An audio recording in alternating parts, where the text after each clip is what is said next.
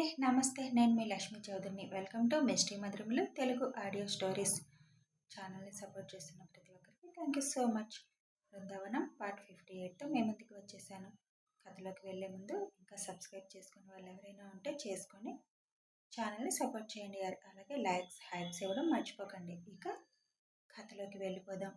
అందరూ కాసేపు కూర్చొని ఎవరికి వారు గ్రూపులుగా విడిపోయి కబుర్లు చెప్పుకుంటూ ఉంటారు. కాసేపు మైక్ మాత్రం పిల్లలు అందరితో కలిసి సాంగ్స్ పెట్టుకొని డ్యాన్స్ వేయడం మొదలు పెడతాడు. నువ్వు విజిలేస్తే ఆంధ్ర షోడ బుడ్డి అంటూ పాటకు స్టెప్లు వేస్తుంటే, అరే అది అమ్మాయిలు అనాలరా, నువ్వు కాదు అంటాడు రాజ్. కాసేపు నేను అమ్మాయిని అనుకోండి అని అంటాడు మైక్. ప్యాంట్ షర్ట్ వేసుకున్న వారిని ఎలా అమ్మాయి అనుకోవాలి, చీర కట్టుకొనిరా అంటాడు కిరణ్. అలా కాదు కానీ నేను హీరోని, నువ్వు రాజ్ హీరోయిన్స్, మీరు కట్టుకొస్తే బాగుంటుందేమో అని అంటాడు మైక్ కన్ను గీటుతూ. ఇది బాగుంది మా అమ్మ అంటాడు ఆయు. మాకంత ఇంట్రెస్ట్ లేదులే, నువ్వు కానివ్వు, నిన్ను గెలకడం మాది తప్పు అని అంటారు కిరణ్, రాజ్. శివ్ కొంచెం దూరంగా కూర్చొని నరసింహ రావు గారితో మాట్లాడుతూ ఉంటాడు. పెద్దవాళ్ళంతా ఒక్కొక్కరు పడుకోవడానికి వెళ్ళిపోతారు అక్కడి నుంచి.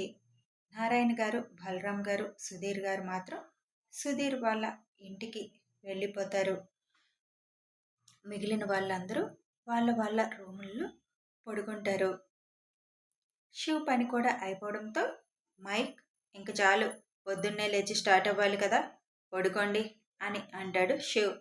ఓకే సార్ అని ఆడియో ఆపేసి, లయన్ ఆర్డర్ వేశాడు, మనం పాటించాలి, పదండి అని అంటాడు మైక్. పిల్లలు కూడా బాగా అలిసిపోయి ఉండడంతో అందరూ వెళ్ళిపోతారు పడుకోవడానికి. స్నేహ, అమృత ఒక రూమ్లో సెటిల్ అవుతారు. స్నేహతో మాట్లాడాలి అన్న వరుణ్ కోరికకి గండి పడుతుంది. అమృత స్నేహతో ఉండడంతో, పైగా అన్వేష్ తనతో ఉన్నాడు. రవి గారు ఇంటికి వెళ్ళేసరికి కడుపులో ఏమీ పడక హాల్లో నీరసంగా కూర్చుని ఉంటారు ఇద్దరు అమ్మ కూతుర్లు. రంగమ్మ అప్పటికే చెప్పేసి వెళ్ళిపోతుంది. వాళ్ళకి ఫుడ్ పెట్టద్దు అన్నారని రంగమ్మ ఏమీ వండలేదు. ఒక పెద్ద గిన్నెలో మజ్జిగ చేసి అది తెచ్చి వాళ్ళ ముందు టీపాయ్ మీద పెట్టి యూజ్ అండ్ త్రో గ్లాసులు పెడుతుంది. ఉదయం ఫంక్షన్కి తెచ్చినవి ఉండడంతో రవి గారు రావడం చూసి, పెద్ద కూతురు గురించి పట్టించుకుంటే చాలా, ఇక్కడ పెళ్ళాం ఇంకో కూతురు ఉంది అని గుర్తుందా మీకు అంటుంది శారద నిష్ఠూరంగా.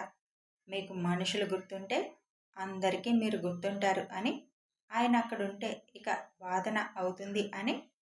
అయినా కూడా వరుణ్ బాబుకి పెళ్లి ఫిక్స్ అయింది, అది మాట్లాడుతూ కూర్చున్నాం ఎంతసేపు, అందుకే లేట్ అయింది అని అంటారు ఇద్దరిని గమనిస్తూ రవి గారు. ఏంటి అని ఇద్దరు ఒకేసారి ఓపిక లేకపోయినా అరుస్తారు. మీరెందుకు అంత షాక్ అవుతున్నారు అని అడుగుతారు రవి. ఇద్దరు ఒకరి మొహాలు ఒకరు చూసుకొని, అదేంటి అప్పుడే ఆ అబ్బాయికి సంబంధం సెటిల్ చేసుకోవడం అడుగుతుంది శారద. సంబంధం వచ్చింది, సెటిల్ చేసుకున్నారు, అందులో తప్పేముంది అని అంటూ, వాళ్ళకి భార్యలుగా వెళ్ళాలి అంటే అమ్మాయిలకి కొన్ని క్వాలిటీస్ ఉండాలి, అప్పుడే వాళ్ళు వాళ్ళ ఇంటికి కోడలుగా చేసుకుంటారు అని అంటారు రవి. ఏంటో ఆ క్వాలిటీస్? చదువు, సంస్కారం, తెలివితేటలు, పనితనం, వినయ విధేయతలు, ఇలా మీకు తెలియని క్వాలిటీస్ చాలా ఉన్నాయిలే. అబ్బో అన్నట్లు ఇద్దరు మూతి విరుస్తారు. రవి గారు లోపలికి వెళ్తుంటే, మా కాకలు వేస్తుంది అని అంటారు ఇద్దరు. వాళ్ళంతా ఏమీ తినకూడదంట, తింటే మీ కిడ్నీలు 2 ఫెయిల్ అయిపోతాయని, అప్పుడు ప్రాణాలు ప్రమాదంలో పడతాయని ఏమీ తిననివ్వకండి బాబాయ్ అని మరీ మరీ చెప్పింది ఐశ్వర్య. అయినా మీ కాకలు అన్నారుగా, ఏదో ఒకటి చేస్తాను అని వెళ్ళబోతుంటే, వద్దు అని అరుస్తారు ఇద్దరు. అదేంటి అని అంటారు నవ్వుని దాచేస్తూ. మాకిప్పుడు ఆకలేమీ వేయటం లేదు అని అంటారు కంగారుగా. నిజంగానేనా? హా సరే అయితే అని ఆయన లోపలికి వెళ్ళిపోతారు నవ్వుకుంటూ. అమ్మా, నా హీరోకి సంబంధం సెటిల్ అయిందంట అని ఏడుపు మొహం పెట్టుకొని అంటుంది దివ్య. సెటిల్ అయింది, పెళ్ళి అవ్వలేదు కదా, మనం చేయాల్సింది చేద్దాం. పెళ్లిలో అన్నా తిండి జోలికి వెళ్లకుండా ఆ అబ్బాయి వెంట తిరుగు అని అంటుంది శారద. సరే అని మజ్జిగ ఒక 4 గ్లాసులు తాగి నేను పడుకుంటాను అని రూమ్లోకి వెళ్తుంది దివ్య. అప్పుడే పెళ్లి సెటిల్ ఎలా అయ్యింది? ఆ ఇంటికి దివ్య వెళితే నేను కూడా దర్జాగా రాణిలాగా ఉండొచ్చు అనుకుంటే వేరే సంబంధం రావడం ఏంటి? నాకు నచ్చలేదు, ఏదో ఒకటి చేయాలి అని శారద అనుకుంటుంది. ఆశి పడుకొని కాళ్ళు అటు ఇటు ఆడిస్తుంటే నొప్పులు వస్తున్నాయి కదా, వద్దంటే ఇటు అటు తిరుగుతూనే ఉంటారు అని ఐషు అంటుంటే షు ఇద్దరు కాళ్ళు ఒత్తుతూ, ఇది తిరగడం వల్ల వచ్చిన కాళ్ళు నొప్పులు కాదు బుజ్జి, నువ్విచ్చిన పనిష్మెంట్ వల్ల వచ్చిన నొప్పులు అంటాడు. హవ్వ, వాళ్ళేమన్నా తీసారా అసలు అంటుంది ఐషు. తీశాం కదా బుజ్జిమా, లోపల 20 తీశాం, బయట 2 తీశాం, టోటల్ 22 తీశాం. అమ్మో అంటుంది ఆశి. స్ప్రే తెచ్చి ఇద్దరు కాళ్ళకి కొడుతుంది ఐషు. ఆయు కాళ్ళు ఐషు ఒత్తుతుంటే ఆశి కాళ్ళు శివ్ ఒత్తుతాడు. ఇంక చాలు అని పిల్లలన్నా మీరు పడుకోండి అని ఒత్తుతూనే ఉంటారు. నాన్న, పెళ్ళైతేనే పిల్లలు పుడతారా అని అడుగుతుంది ఆశి. ప్రిన్సెస్, మరి పిల్లలకి అమ్మ నాన్న కావాలి కదా. మరి మీరు పెళ్లి చేసుకున్న వెంటనే మేము అమ్మ టమ్మీలోకి వచ్చేసామా అని అడుగుతారు ఇద్దరు. 1.5 year తర్వాత వచ్చారు. ఎందుకని? పెళ్ళవగానే అమ్మా నాన్న ఒక ఆట ఆడాలి, మేమది కొద్దిగా లేటుగా ఆడాం. ఎందుకు? మరి అప్పుడు తాతయ్య అమ్మని వదిలేసి వెళ్ళారు కదా, అమ్మ సాడ్ మూడ్లో ఉంది కదా, అప్పుడు ఆటలాడే ఇంట్రెస్ట్ ఉండదు, అందుకు లేటుగా ఆడాం. ఓ, ఏం ఆట నాన్న అది? అది పెద్దవాళ్ళు ఆడే ఆట, అది కూడా పెళ్ళయ్యాక మాత్రమే ఆడాలి బంగారాలు అని చెబుతాడు శివ్. వాళ్ళు అడగడం ఈయన చెప్పడం సరిపోయింది అని తల కొట్టుకుంటుంది ఐషు. శివ్ అది చూసి నవ్వుకొని, ఏమయ్యింది బుజ్జి అంటాడు. వాళ్ళు అడిగితే నువ్వు చెప్పడం ఏంటి కన్నా? వాళ్ళు అడిగినప్పుడు అదేదో సీక్రెట్ లాగా మనం ప్రవర్తిస్తే వాళ్ళకది తెలుసుకోవాలి అని కోరిక ఎక్కువ అవుతుంది బుజ్జి. అదే మనం వాళ్ళకి అర్థమయ్యేలా చెప్తే వాళ్ళు ఇంకా ఆ టాపిక్ గురించి ఇంకెక్కడా ఎత్తరు అని అంటాడు శివ్. డాక్టర్ అయ్యుండి నీకు నేను చెప్పాల్సి వస్తుంది ఏంటో అంటూ శివ్ హ్యాండ్ వాష్ చేసుకోవడానికి వెళతాడు. ఇద్దరు అప్పటికే నిద్రపోవడంతో ఇద్దరు నుదురు మీద ముద్దు పెట్టి తను కూడా హ్యాండ్ వాష్ చేసుకోవడానికి వెళుతుంది ఐషు. అప్పటికే శివ్ అక్కడ ఉండడంతో శివ్ వెనక నుంచి చేతులు పెట్టి కొద్దిగా నావి కూడా కడుగు కన్నా అని శివ్ వీపుకి తల ఆనిస్తుంది. శివ్ నవ్వుకుంటూ ఐషు చేతులు కూడా కడిగి వెనక్కు తిరిగి ఐషుని 2 చేతుల్లోకి తీసుకొని బెడ్ దగ్గరికి తీసుకువస్తాడు. ఐషు శివ్ బొగ్గపై ముద్దు పెట్టి శివ్ గుండెల్లో ఒదిగిపోతుంది. బెడ్పై పడుకోబెట్టి ఐషు కాళ్ళు పట్టుకోబోతుంటే వద్దు కన్నా అని ముడుచుకొని కాళ్ళేమీ నొప్పిగా లేవు అని అంటుంది. పొద్దున్నుంచి తిరిగావు కదా, కాసేపు నొక్కనివ్వు అని అంటాడు శివ్. ఆహా లేదు కన్నా, నిజంగా నొప్పులు లేవు అంటుంది. సరే అయితే సరిగా పెట్టుకో అని ఐషు పక్కకి చేరుతాడు.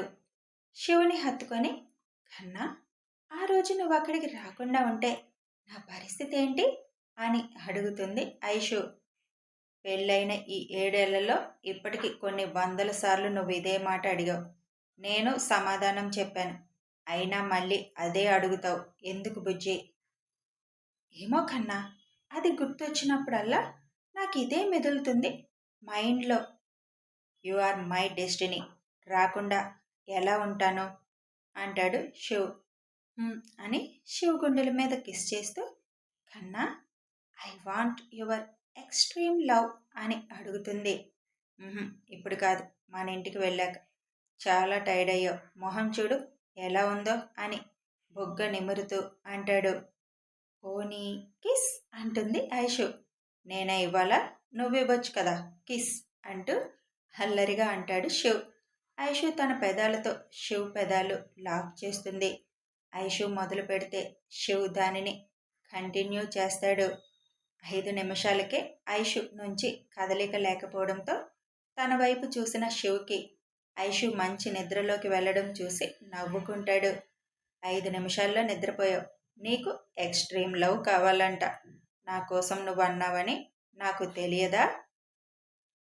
లవ్ యూ బుజ్జి అని నుదురు మీద ముద్దు పెట్టి ఆయు దొర్లకుండా అటు పిల్లోలు పెట్టి నలుగురికి బ్లాంకెట్ కప్పుతూ పడుకొని ఐషుని హత్తుకుంటాడు శివ్. నువ్వు కాకుండా ఇంకెవరు అన్న ఊహ కూడా నాకు నచ్చదు బుజ్జి. ఎందుకో you are mine, I am yours. మనిద్దరి ప్రపంచం, మన ప్రిన్సెస్, మన నలుగురం అంతే. మన ప్రపంచంలోకి ఇంకెవ్వరికి స్థానం లేదు, రానివ్వను అని అనుకుంటూ కళ్ళు మూసుకుంటాడు శివ్. ఆస్ట్రేలియా. శివ్ ఫోటో పట్టుకొని ఒక 30 ఏళ్ల అమ్మాయి నవ్వుతూ చూస్తూ ఉంటుంది. బేబీ, ఎందుకు ఆ ఫోటో పట్టుకొని చూస్తూ ఉంటావు అని అడుగుతాడు ఆ అమ్మాయి తండ్రి. He is so hot dad అని అంటుంది ఆ అమ్మాయి. బేబీ, ఎన్నిసార్లు చెప్పాను నా ముందు అలాంటి మాటలు మాట్లాడొద్దని? నేనిప్పుడు ఏమన్నాను డాడ్? అతను ఎలా ఉన్నాడు చెప్పాను. అతనికి పెళ్ళై 2 పిల్లలున్నారు. వాళ్ళు అంటే అతనికి ప్రాణం. నన్ను చూస్తే అతను ఆ ఒపీనియన్ మార్చుకుంటాడులేండి డాడ్. ముందు ఇండియా వెళ్ళే ఏర్పాట్లు చూడండి అని అంటుంది ఆ అమ్మాయి.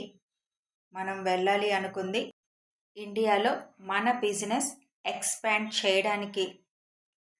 దానితో పాటు మీ కూతురు పెళ్ళి కూడా చేతురు డాడ్ అంటూ నవ్వుకుంటూ అక్కడి నుంచి వెళ్ళిపోతుంది. అనవసరంగా బిజినెస్ అని ఈ పిల్ల దగ్గర మొదలుపెట్టాను. ఇప్పుడు అది ఎటు నుంచి ఎటు దారి తీస్తుంది అర్థం కావడం లేదు. అసలే ఆ శివాంష్ బిజినెస్కి ఒప్పుకుంటాడా అని డౌట్.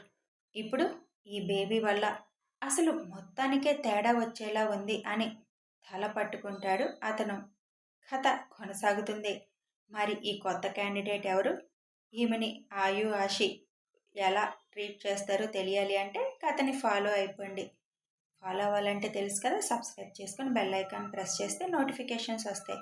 వీడియో నచ్చితే లైక్ చేయండి, షేర్ చేయండి, కామెంట్ రూపంలో మీ అభిప్రాయాలు తెలపండి. Thanks for watching and listening.